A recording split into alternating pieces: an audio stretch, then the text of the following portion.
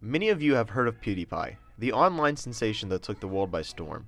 He has been the most subscribed channel on YouTube for more than 5 years. Not to spend too much time on him, but his channel was slated to be overtaken for the #1 channel by an Indian music company called T-Series. This led to an online campaign called Subscribe to PewDiePie. Today we are talking about one event that happened during this campaign that led to a flurry of people worrying about their internet security from the one thing that they never thought would hurt them, their printer.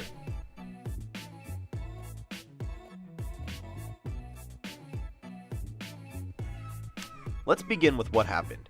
On November 29, 2018, a hacker known as Hacker Giraffe sent out an attack on 50,000 printers worldwide. These printers printed off a sheet of paper saying to subscribe to PewDiePie, along with some other YouTube channels. This event blew up on social media. People were posting about it all day on Twitter, with many also showing pictures of the piece of paper. This spread around the internet, with many people immediately jumping to slander PewDiePie and the hacker who did it. However, Hacker Giraffe had no bad intentions for the attack. He posted on Twitter later that day saying he would explain what happened and why he did it. The Verge, a tech news website, got into contact with him and he said the following, quote, "People underestimate how easy a malicious hacker could have used a vulnerability like this to cause major havoc. Hackers could have stolen files, installed malware, caused physical damage to the printers, and even used the printers as a foothold into their inner network. The most horrifying part is I never considered hacking printers before. The whole learning, downloading, and scripting process took no more than 30 minutes. This attack, while obviously helping PewDiePie, was supposed to show the public just how open their printers are to attacks. Attacks on printers can lead to many other, much larger issues. As Hacker Giraffe said, it can allow people to get directly into the internet user's personal data. That includes banking information. The attack was to show just how vulnerable printers are and what they can lead to.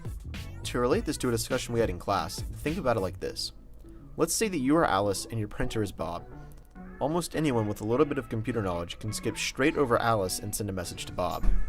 In one way, this can be like breaking Alice and Bob's code and then sending false information to Bob.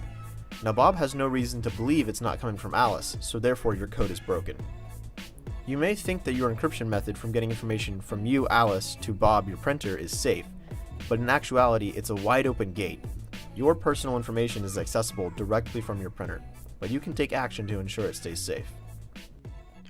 Some ways to keep yourself safe from these attacks are to make sure to change the default password and username to connect to your printer if given the option.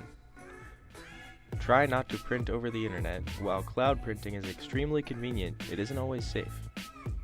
Close router ports 9100, 515, and 721 to 731. See your router's user manual to find out how. Also, just turn off your printer when not in use. These can all help protect from getting far more harmful attacks on your personal printer. A report that was published in 2008 by Aaron Weaver shows just how easy it was to hack printers into printing whatever the hacker wants. Here's a quote. By using only JavaScript, an internet website can remotely print to an internal network-based printer by doing an HTTP post.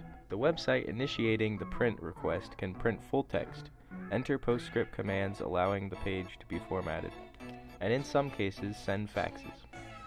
For the attack to succeed, the user needs to visit a website that contains this JavaScript. Essentially, this is saying that a hacker needs to only write a short bit of code, contain it into a website, and then an internal network printer, such as the ones we have at home, are susceptible to these attacks. This report states further down that these attacks were often used to send ASCII text art. Printers began only being able to print plain text of ASCII characters. Today they are using a coding language called PostScript, developed by John Warnock and Charles Geschke. As you can see here, it essentially just gives guidelines for what the printer needs to print. An easy way to think about it is like your genes telling you what hair and eye color you have. PostScript is still used today, along with the newer technology known as printer drivers. PostScript was one of Adobe's first big successes. Back to hacking the printers. While using Java and sending plain text can work, sending PostScript commands can essentially let the hacker print whatever they want. Our hacker used a website called Shodan, which is basically a search engine for hackers, that allowed Hacker Giraffe to look over the code and plan his attack in about 30 minutes. He only sent plain text in an ASCII text art to print out, but he could print just about anything if he used these PostScript codes. As we've said before, this attack had no poor intentions and was only meant to help raise awareness that printers are vulnerable and to promote PewDiePie. Remember to keep your printers safe from attacks using the ways we mentioned earlier.